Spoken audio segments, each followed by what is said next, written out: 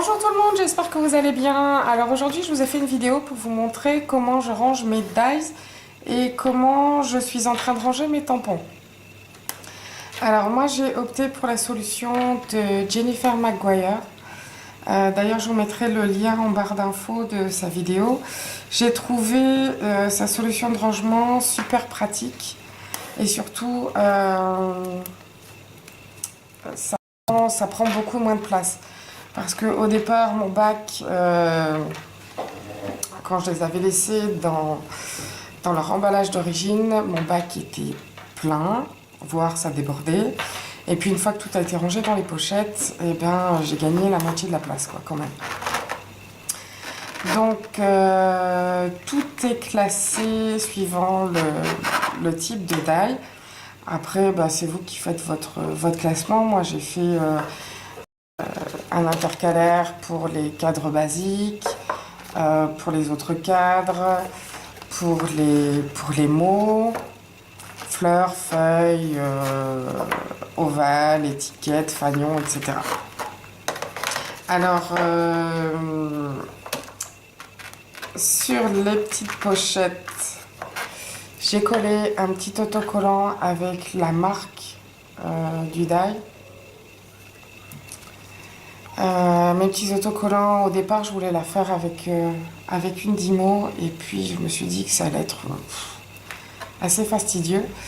Donc j'ai simplement acheté des papiers format A4 autocollants que j'ai imprimé moi-même et après je les ai découpés. J'ai trouvé que ça allait vachement plus vite. Alors à l'intérieur, ah oui, pour les petites pochettes, en fait, moi j'ai utilisé les pochettes qu'on vend pour ranger les CD, les DVD. J'ai trouvé ça chez MediaMarkt. Il y a 50 pochettes dans un paquet. Les pochettes sont assez épaisses, elles se ferment comme ceci, derrière. À l'intérieur, j'ai utilisé un petit morceau de... J'ai découpé des petits carrés de cardstock blanc. Pour faire tenir les dies, j'ai utilisé les rouleaux de bande magnétique, enfin de papier magnétique, je sais pas comment on appelle ça. J'ai trouvé ça chez Action. Bon, je suis pas une grande fan des produits de loisirs créatifs qu'on trouve chez Action. Dans le sens où j'ai essayé plusieurs colles liquides déjà. Enfin, je trouve que ça fait gondoler le papier, ça colle pas très bien. Je trouve pas ça top. Les petits carrés de mousse 3D, ça se décolle quasi tout de suite, je trouve, quand ça colle. Parce que je suis tombée plusieurs fois sur des mousses 3D qui collaient pas du tout. Les bandes ici de papier magnétique, c'est chouette pour cet usage. Après, si vous l'utilisez le côté imprimé, ben, faut savoir que ça se décolle. Donc ça se sépare en deux. La qualité, bah, je la trouve pas top, quoi. En tout cas, c'est mon avis.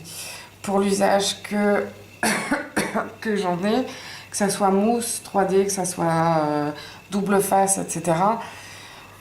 Pour mon usage perso, j'aime pas. Franchement, j'aime pas. Après, les tampons, etc., les petits dies et tout ça, il y en a des sympas, ils sont très très bien. Mais en tout cas, pour tout ce qui est colle et tout ça, je n'aime pas, tout simplement. Voilà. Donc, pour les plus grands dies, j'ai fait mes pochettes moi-même avec ma Fuse. J'ai utilisé des pochettes format A4, transparentes, assez épaisses. Mais je reviendrai là-dessus après quand je vous parlerai de mon rangement de mes tampons. Alors, Pour ranger tout ça, j'ai trouvé des petits bacs en plastique transparent. Par contre, vous dire le magasin, je ne sais plus, je crois que ça doit être chez l'Incroyable. Donc voilà pour le rangement des dies, enfin pour les fins, parce que j'ai toujours pas trouvé comment ranger cela. Alors je cherche toujours une solution, à mon avis ça sera rangé dans une boîte un peu plus grande. Je sais pas encore comment je vais faire. Alors pour mes tampons, j'ai opté pour le même système. Donc j'ai utilisé les mêmes petites pochettes que j'avais utilisées pour mes dies. Toujours le même concept en fait, hein, le petit autocollant, le petit cardstock blanc. Alors quand il y a les dies avec les tampons, bah, j'ai fait exactement le même système. Mais par contre, je les range avec la planche de tampons. Comme ça, j'ai pas à chercher. Je suis désolée pour ma voix qui est un peu cassée. Je suis un petit peu enrhumée. Donc, désolée si c'est pas très agréable. Par contre, pour les plus grandes planches de tampons, j'avais commencé par faire mes pochettes moi-même avec la Fuse. Bon.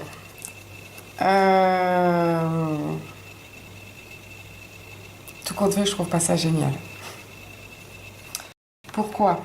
Parce que, bon, je sais pas si c'est moi qui sais pas utiliser la Fuse ou quoi, j'en sais rien. Mais ça reste, je trouve que ça reste fragile. C'est-à-dire que au fur et à mesure de les enlever, de les remettre, etc., ça se décolle sur le côté. Ça se décolle, ça se déchire. C'est pas top. Maintenant, pour les tout petits comme ça, j'ai pas encore trouvé de petites pochettes. Donc je vais garder ce système-là pour les tout petits. Par contre, pour les plus grands, enfin, non, pas pour les tout grands, mais on va dire pour les moyens, j'ai eu l'occasion de tester les pochettes Avery L. Il n'y a pas photo, quoi. Ça va nettement mieux. C'est déjà plus solide.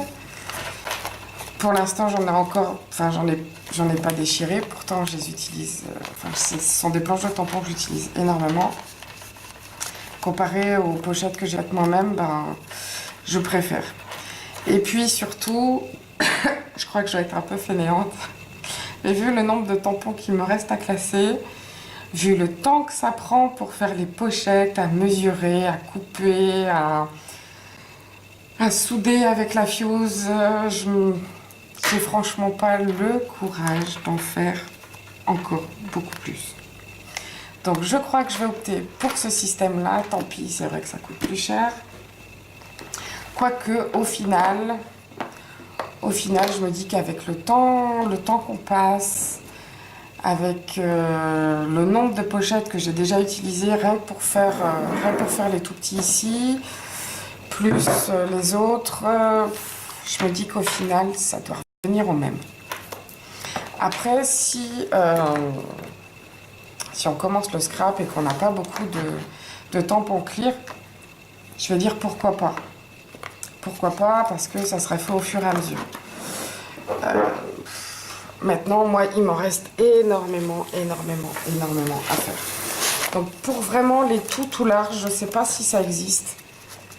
Je regarde parce que moi, j'avais testé que les moyennes de pochettes chez Averiel. Il me semble qu'il y en a des plus larges. Pas sûr. Parce que pour les grandes planches, vraiment pour toutes les plus larges comme ça, j'ai continué à les faire à la Fuse. Mais vous voyez, à force de les utiliser, ça se déchire, quoi. Donc pour l'instant, les tout grands resteront dans ces pochettes-là. Et les moyens, pour les moyens, j'utiliserai les pochettes déjà toutes faites. Parce que en fait, donc il me reste quand même tout ça à faire. Il me reste encore tout ça. Et franchement, j'ai la flemme. J'ai pas le courage. J'ai pas le courage de les faire moi-même. Et puis après, il me reste les tampons. Les tampons à monter déjà en caoutchouc. Donc je crois que je vais opter pour les pochettes. Déjà toutes faites. Voilà. Si vous avez des questions, n'hésitez pas. N'hésitez pas non plus à aller voir la vidéo de Jennifer McGuire. Je trouve que ses systèmes de rangement sont super top. Bon, le seul problème ici, par ici, on ne trouve pas tout le matériel qu'elle utilise, malheureusement. Alors, il faut commander sur les États-Unis. Je commande assez régulièrement sur les États-Unis. Le seul souci, c'est quand ça bloque à la douane. Sur les dernières commandes que j'ai fait aux États-Unis, je crois que sur les 3 dernières commandes que j'ai fait aux États-Unis, il y en a une qui est restée, qui a coincé à la douane. Ça coûte cher. Ça coûte cher. Les taxes coûtent assez cher, je trouve. Je crois que j'ai dû payer avec les frais de port. J'en ai eu pour une 50aine d'euros, quoi. Pour les frais de port et les taxes de douane. Donc, c'est un petit peu embêtant quand même. Mais bon, disons que sur quelques années, je commande aux États-Unis, ça a dû arriver 2 ou 3 fois. Mais quand ça arrive, malheureusement, ça fait mal. Donc voilà, donc n'hésitez pas si vous avez des questions. J'y répondrai avec plaisir. Et moi, je vous dis à bientôt pour un haul que j'ai fait chez Inspiration Création. Voilà, bye bye!